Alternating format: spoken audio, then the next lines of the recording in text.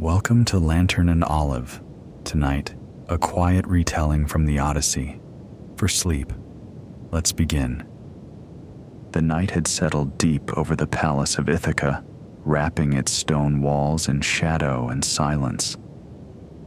In her chambers, high above the great hall, Penelope sat beside her loom, her fingers resting idle on threads she had woven and unwoven 1,000 times.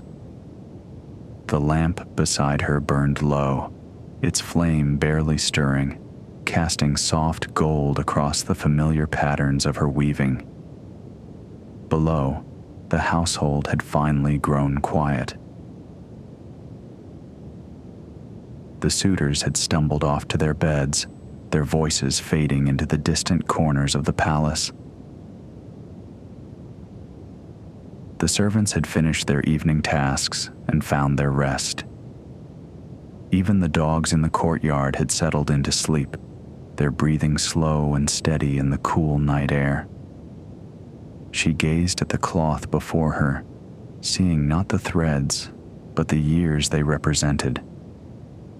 Each strand held a memory, each color a season of waiting.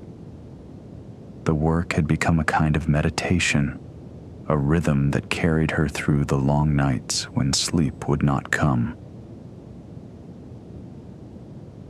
The breeze moved gently through the open window, carrying the scent of night-blooming jasmine from the garden below.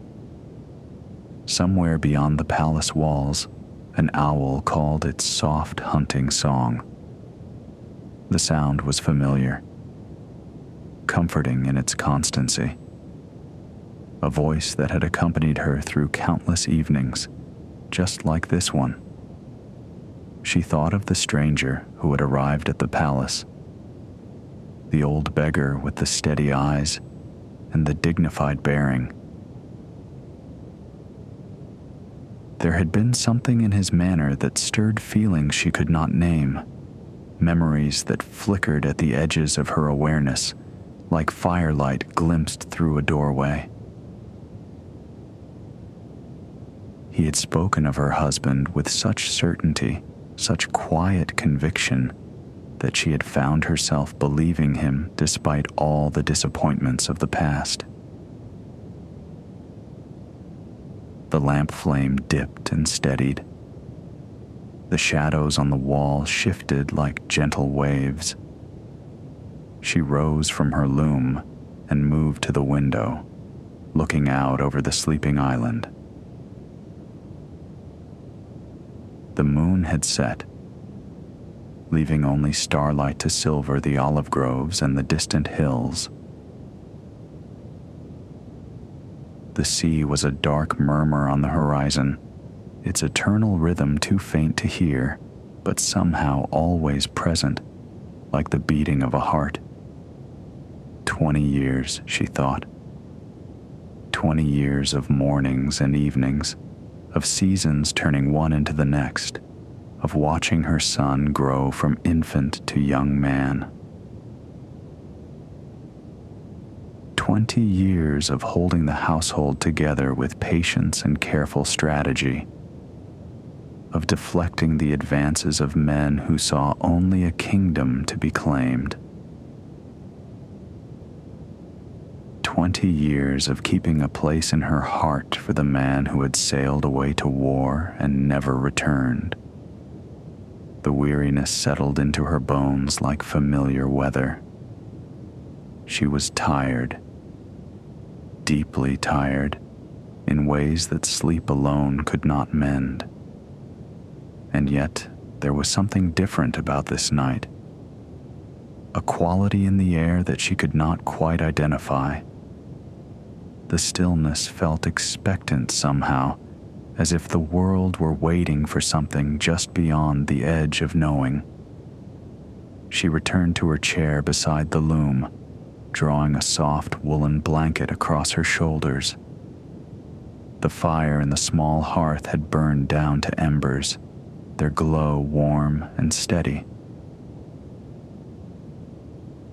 She watched them pulse with gentle light. each breath of the coals a small comfort against the darkness. Her eyes grew heavy. The thread of her thoughts began to loosen and drift. Sleep came softly, without her noticing its approach. One moment she was watching the embers. The next, she was somewhere else entirely, moving through the landscape of dreams with the peculiar certainty that dreams provide. She found herself walking through the olive grove behind the palace, the one she had walked with Odysseus in the early days of their marriage.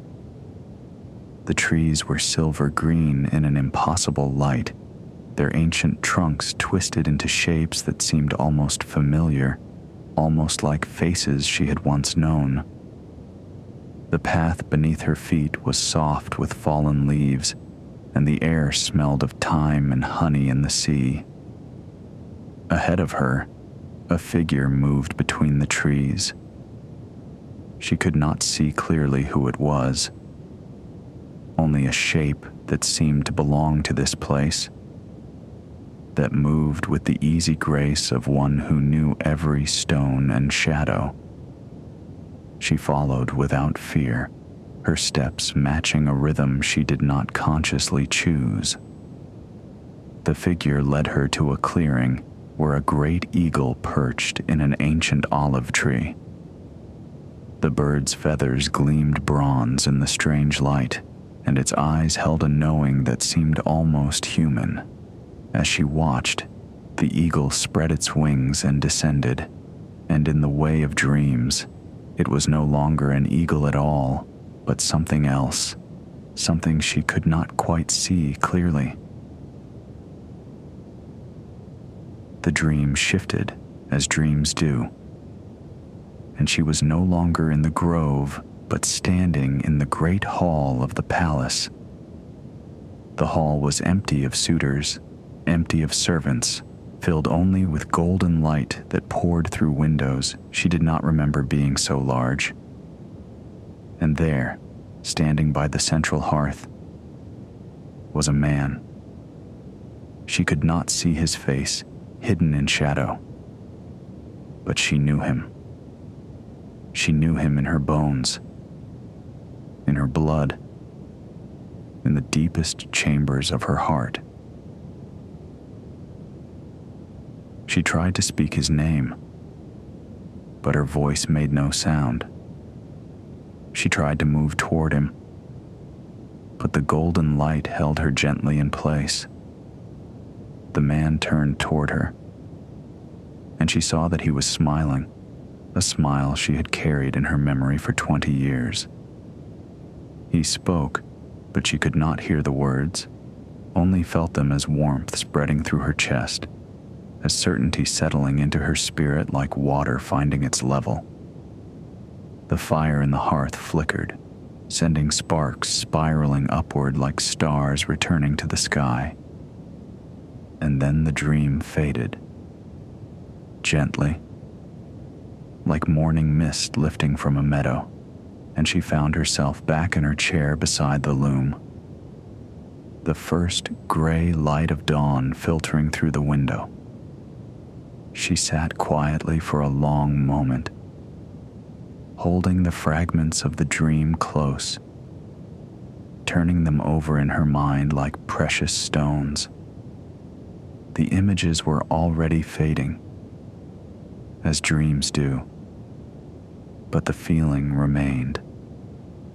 Something had shifted in the night, some weight she had carried for so long that she had forgotten its presence.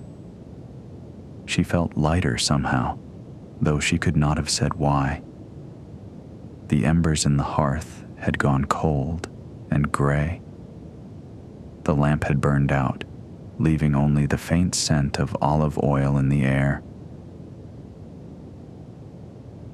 Outside, the first birds were beginning their morning songs, tentative and sweet. She rose and went again to the window. The eastern sky was softening with color. pale rose and amber bleeding into the deep blue of the retreating night. The olive groves below were emerging from shadow, their leaves catching the first light with a shimmer that seemed almost like greeting. She thought of the stranger again, the old beggar with the knowing eyes. Today, she would speak with him once more. Today, she would tell him of the dream, and perhaps he would help her understand its meaning. There was something about him that made her want to trust, made her feel that honesty would be met with honesty, that truth would find its way to the surface. In the courtyard below, she heard the first stirrings of the household waking. A servant crossed the stones carrying water from the well. A dog stretched and yawned in a patch of early sunlight. The ordinary sounds of morning beginning, as they had begun every day for 20 years. But today felt different. Today felt like the first page of a new chapter, though she could not yet read the words. Penelope turned from the window and began to prepare for the day. She moved slowly, deliberately, finding comfort in the familiar rituals of washing and dressing. The water was cool against her skin, refreshing after the long night. The cloth of her gown was soft from many washings, shaped to her form like a second skin. When she was ready, she sat once more beside her loom and looked at the work she had done and undone so many times. The threads lay waiting, patient as they had always been, ready to be woven into whatever pattern she chose. For the first time in longer than she could remember, she did not feel the need to unravel what she had made. The morning light grew stronger, filling the chamber with gentle warmth. The scent of bread baking drifted up from the kitchens below, mingling with the jasmine still lingering from the night. Somewhere in the palace, she heard her son's voice, steady and sure, giving instructions to the servants. Penelope closed her eyes and let the sounds wash over her. The household was waking. The day was beginning. And somewhere in her heart, in a place she had protected for 20 years, a small flame of hope burned steady and bright. The dream lingered at the edges of her awareness, not as images now, but as feeling, as warmth, as the quiet certainty that comes when something long awaited is finally drawing near. She did not try to hold it or understand it. She simply let it rest within her, a gift from the night, a promise written in a language older than words. Outside, the sun continued its slow ascent, painting the walls of the palace in shades of gold. The birds sang their morning chorus. The sea glittered in the distance, calm and patient as it had always been. And Penelope sat beside her loom, her hands resting on the unfinished cloth, breathing slowly, waiting with the same steady grace that had carried her through 20 years of uncertainty.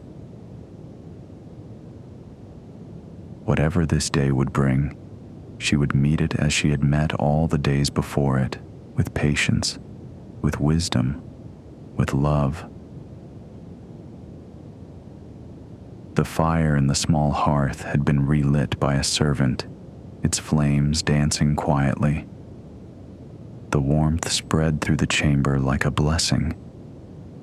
Penelope watched the light play across the threads of her weaving and felt, for the first time in many seasons, something very close to peace.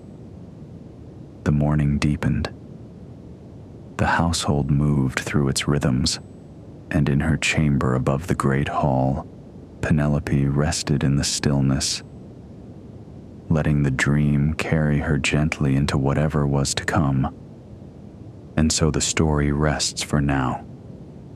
The fire has settled to embers. The wind has grown still. Somewhere the sea continues its ancient song, steady as breathing, patient as sleep. Let yourself drift. Let yourself rest. The story will be here when you return.